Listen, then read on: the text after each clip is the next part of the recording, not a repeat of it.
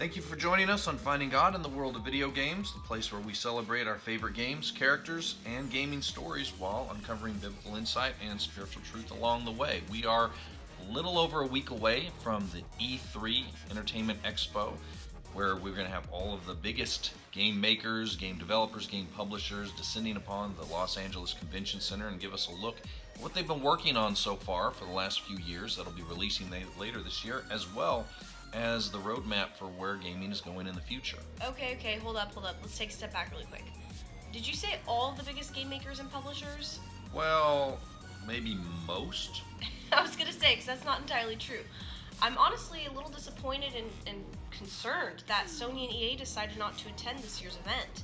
And I really fear that there won't be as much exciting information as there has been in the years past. What do you think will be the big focus at E3 this year? Well, I think with Sony and EA kind of ceding the floor to Microsoft, it's obviously been set up for the Xbox to take center stage at this year's E3 and demonstrate that they can do more than just create a technical powerhouse. It's safe to say that this console cycle was dominated by Sony. PlayStation 4 far outsold what Microsoft was able to do, and the Nintendo Switch was a nice, exciting punch, but at the end of this generation, it's going to be Sony's take at the end. And I think Microsoft, even with a more technically impressive system, which the Xbox One X was not able to catch up. It came too late in the game. So this time around, Microsoft has to do something very substantial around not just the technology, but around the gaming space. Sony was able to deliver with huge first-party titles like God of War, as well as honestly beat Microsoft to the punch on a few exclusives. This time around, Microsoft has to reverse that story. I know that we're going to see more Halo Infinite, and I'm very excited to see that one, but there's a lot more that Microsoft needs to do. They've already said that they plan to have over a dozen of their own Microsoft Xbox Game Studios titles demonstrated. I'm trying to figure out what those could be. To be honest with you, I'm not really sure what they have. Obviously, Gears of War will make a presence here along with Halo. I'm crossing my fingers for a Fable game that isn't a complete disaster and train wreck. Yeah. Fable the Journey, Fable Legends, those were horrible ideas and just completely flawed in their execution. So maybe we'll see something good there. I'm more interested not just in the gaming aspect though, but to see what Microsoft's strategy is going to be with their console this time around.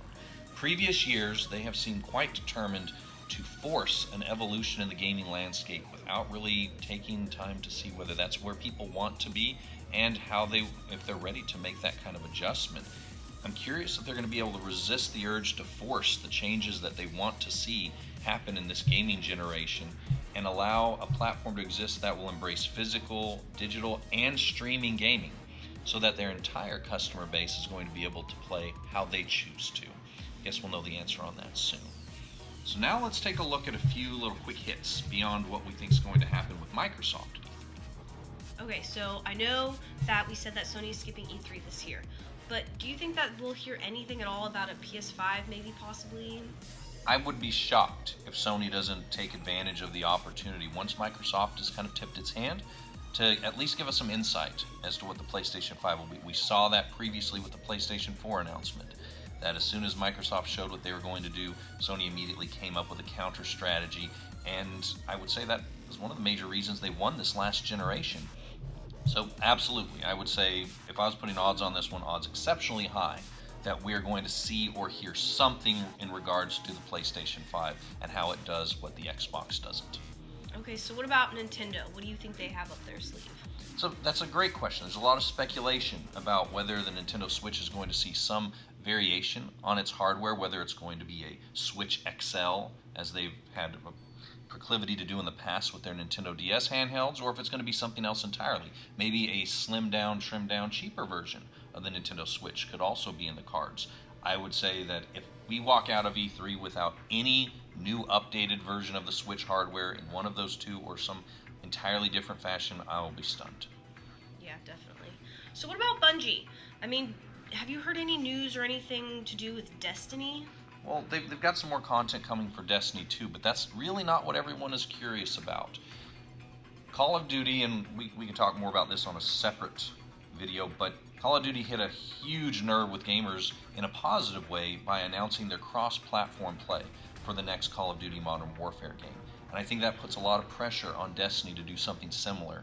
One of the biggest challenges with Destiny has been with its fan base kind of stretched across multiple different platforms by having one cohesive platform that they can all play on across all of the different forms of hardware. If we don't hear something about Destiny 3 and cross-platform play, they will have missed a huge opportunity to stay relevant in the multiplayer gaming space. Yeah, definitely. I definitely think that you're right there. Okay, so this is one of my bigger questions that I have, especially since the movie just came out. It was super successful, still is really successful. What about the Avengers project? Is there any update on any games with that? Square Enix has been very, very quiet about what they're doing with this. Crystal Dynamics has been quietly developing this, and we've seen very few things other than a few snippets that don't demonstrate any gameplay whatsoever. We should be primed for a major reveal on this title, with the Avengers movie likely to take over the top spot in all-time global box office here very, very soon. This project could not come at a better time. Now, what it's going to be, who knows? We've got a new Marvel Ultimate Alliance title that's coming out on the Switch that has kind of their old school co-op beat-em-up style, but I would expect this Avengers project to be something much larger in scope. From the way that they've leaked it, it could potentially be a online multiplayer game, maybe something like Destiny that has constant progression. And then again, it could be something a little more standardized. It is going to have multiplayer, we just don't know in what form, but I would say the odds on this one are 100%. We will know a lot more about this one in a matter of about a week and a half's time. Yeah, that'll be exciting to find out that. All right, last question, I swear. Okay, so Ubisoft has been hinting at some action for Sam Fisher for a little while. What are your predictions there? Well, Sam Fisher's not getting any younger, and it's about time for him to get an opportunity in some kind of current gen, and I'm not talking about finding a way to integrate him into their next Just Dance title. If that happens, just telling you right now, probably going to need a new laptop. This one will get flown out the window. But I think it's very, very high that we're going to see something Splinter Cell related. It's kind of hard for them with Ghost Recon and their announcements on that to also try to give Splinter Cell some love here, but if we don't see something from Sam Fisher at this year's E3, I'm not really sure what you're waiting for anymore, even if it's just a simple tease. I always find it super fun and exciting to predict and see how many of these ideas truly see the light of day. And honestly, while many of these may turn out to be false leads, it can be exciting to dream of what could be and hope for tomorrow that is brighter than today. I really think it would be the death of our industry if we decided we were better off staying right where we are, or even worse, head back to where we've just come from. And I know it's a very scary proposition. We're very much at a crossroads in the world of video gaming. We're going to see what Microsoft decides to do and how Sony and Nintendo both respond to that. And that's going to take us some new places that we haven't previously gone. And it can be a little scary as a customer. It can be scary as a fan of the industry to see what their choices are and how we're going to have to navigate in this new landscape. And honestly, a lot of times in our own personal lives, we find ourselves at a very similar crossroads where we're still seeing the potential in where we are at now. And we're also trying to compare that to the road we've come from. And it can be a little daunting and unfamiliar to kind of look at what's ahead and try to decide, do we want to go there? How can we get there from here? Should we just look and go back where we came from, where it's safe and familiar? In Numbers 13 and 14, we find Moses and the people of Israel at very similar crossroads. Moses has just finished leading his people to the border of the Promised Land. Now, this is the place that they have been dreaming of throughout their hundreds of years of slavery to the Egyptians. And they've been marching to this land over the last several weeks. This is in many ways the culmination of all of the promises that were through the first couple of books of the Bible. Centuries prior, God had promised to Abraham, Isaac, and to Jacob that your people were going to enter the Promised Land. Well, this is it. They're on the border of it. Now, with a great destiny comes even greater obstacles, and they were about to run headlong into some very intimidating circumstances. Unfortunately for Moses and the Israelites, they did not know this. Moses sent spies ahead into the land to scout it out, and for 40 days they observed massive fruits, lush landscapes, ample water, and they called it the land of milk and honey. That kind of sounds like a pitch for an infomercial, Land of Milk and Honey. It totally I does. can kind of picture, I'm thinking like the image of waterfalls like in Willy Wonka and the Chocolate Factory, except You're so instead right, of chocolate, yes. it's milk and it's honey. Only problem is milk needs refrigeration, and that would be a waterfall that just smells putrid. Horrible. You know what? Gosh. Don't ponder that. If you were eating while you were listening to this, I'm sorry. We'll just scratch that. Let's get back to Moses and the report from his spies. To summarize their status report, they told Moses that the land had everything they hoped it would have. It was completely capable of sustaining them, except for the small problem of massive giants, huge fortified walls that were surrounding these cities that they were hoping to take up. They literally said that they saw themselves as grasshoppers in the sight of the people that they were going to be trying to take this land from. It's not terribly encouraging. But before we start judging these spies for the insurrection that the report was about to instigate, let's just take a quick pause, because it would be very easy to condemn them for their cowardice. They spent 40 days in this land seeing how amazing that it looked, and they're going to let these obstacles become something that prevents them from entering. But before we go there, let's take a look in the mirror for just a moment. God puts a lot of different promises in our hearts that we're meant to achieve and give us lives that are full of dreams and purpose. But oftentimes, we spend our time scouting the challenges that lie ahead instead of realizing that we're right now on the cusp of what has been prepared for us by our loving Father. We can practically smell that pasteurized milk and honey.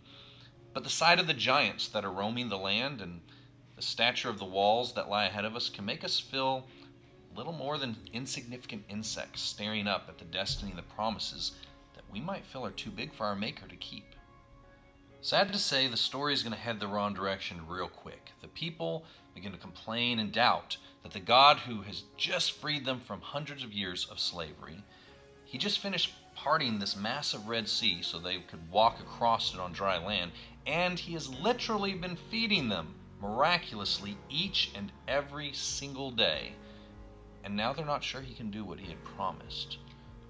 Oh my, how is this even possible? I mean, they've been observing the deliverance and sustaining power of God on a daily basis. Why are they tapping out now? I mean, seriously. But for real, if we could look a little deeper into this, I do believe that we can see ourselves in the reflection. I mean, I know I can. The fact is, if you're listening to this, then odds are you're probably alive. I mean, it's very likely. Very likely. I would hope so. As a matter of fact, based on our very limited statistics that we have, 100% of the people who view our videos are currently human beings. They are alive. They're occupying this plane of existence. Some cats, but mostly people. Oh my. And if you possess the ability to listen to this, then that means you also have the access to an electronic device. You've probably, at some point in this last week, ate and found a place to sleep, and hopefully you have clothes on. God has been providing for you in ways that might not seem as miraculous as what we read in the book of Exodus and Numbers, but he has still given you everything you needed for your journey so far. How do I know that? Because you're here. He gave you the breath of life in your nostrils. He placed the very image of himself in your body. And if you've chosen to receive him, you carry his very spirit in your being. He has brought you to the place of entry into the promised land. But the next step is up to you. So Moses and two of the faithful spies, Joshua and Caleb, attempted to squash the fears of the crowd and remind them of the journey they had been on to this point. But the seed of doubt had been planted, and unfortunately they were unsuccessful in steering the mob back towards their provider, which is, God. Yeah, here he's kind of a big deal. Yeah, kind of God of the universe. Anyway, as punishment for their failures to believe and enter the promised land, they wandered the desert another 40 years. That's 1 year for each day that the spies had scouted out the land. Joshua and Caleb would eventually lead a new generation of people into a successful conquest of the land, but only after all those who had doubted were no longer present. So now for us. Each and every day we make the choice of whether we will listen to those scouting reports of what lies ahead and allow that to destroy our progress, or we can choose to ignore that and instead steal our resolve.